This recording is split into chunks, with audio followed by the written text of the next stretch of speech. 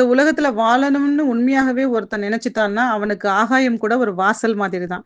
எவ்வளவு பெரிய தடைகள் இருந்தாலும், ஆகாயம் போல எட்ட முடியாத கனவுகளா இருந்தாலும், அவனோட முயற்சிக்கு முன்னாடி எல்லாமே வழிவிட்டு விழுகும்னு அர்த்தம். ஒரு குட்டி கதையோட அத பத்தி பார்க்கலாம். வாங்க வீடியோக்குள்ள போகலாம். சங்கர் ஒரு கிராமத்துல பிறந்தவன். அவன் கிராமத்துல எல்லாரும் விவசாயம் செஞ்சாங்க. ஆனா சங்கருக்கு ஒரு பெரிய கனவு இருந்துச்சு. கடலை கடந்து உலகம் முழுக்க போகணும்னு ஆசைப்பட்டான். ஆனா அவனுக்கு நீந்த தெரியாது, கப்பல் ஓட்ட தெரியாது. அவங்க குடும்பத்துல யாருமே கடலுக்கு போனதில்ல. எல்லாரும் அவனை கிண்டல் செஞ்சாங்க. என்னடா சங்கர், நீ ஒரு கல்லு மாதிரி, உனக்கு நீந்தவே தெரியாது, நீ கடலுக்கு போறியா அப்படின்னு சிரிச்சாங்க. சங்கர் மனசு தளரல. அவனுக்கு ஒரு விஷயம் மட்டும் புரிஞ்சுது. வாழ நினைப்பவனுக்கு வானம் கூட வாயிற்படி. இந்த கனவோட வாழணும்னு அவன் நினைச்சான்.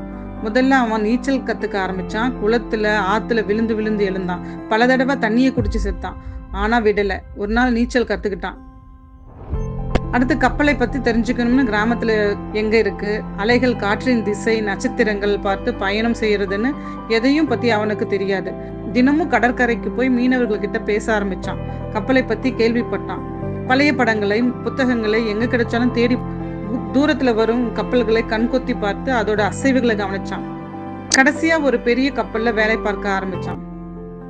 முதல்ல சாதாரண வேலை தான். ஆனா சங்கரோட ஆர்வம், உழைப்பு, கத்துக்கணுங்கிற வேகம் எல்லாத்தையும் மீறி வெளிப்பட்டுச்சு. ஒவ்வொரு நாளும் ஒரு புதிய விஷயத்தை கத்துக்கிட்டான். கடினமான வானிலையில கூட அவன் மனசு தளரவே இல்லை. வருஷங்கள் கடந்துச்சு. சங்கர் ஒரு சாதாரண ஆளா கடலுக்கு போனான். இப்ப பெரிய கப்பலோட கேப்டன். அவன் கடலை கடந்து பல நாடுகளுக்கு பயணம் செஞ்சான். அவனை கல்லுன்னு கிண்டல் செஞ்சவங்க எல்லாம் இப்போ அவனை பார்த்து பெருமைப்பட்டாங்க. நம்ம வாழ்க்கையிலும் அப்படித்தான். எவ்வளவு பெரிய கனவா இருந்து அதை அடையணும்னு உண்மையாகவே மனசுல நினைச்சிட்டா போதும். எவ்வளவு பெரிய தடைகள் வந்தாலும் அதை ஒரு படிக்கட்டு மாதிரி ஆகிடும்.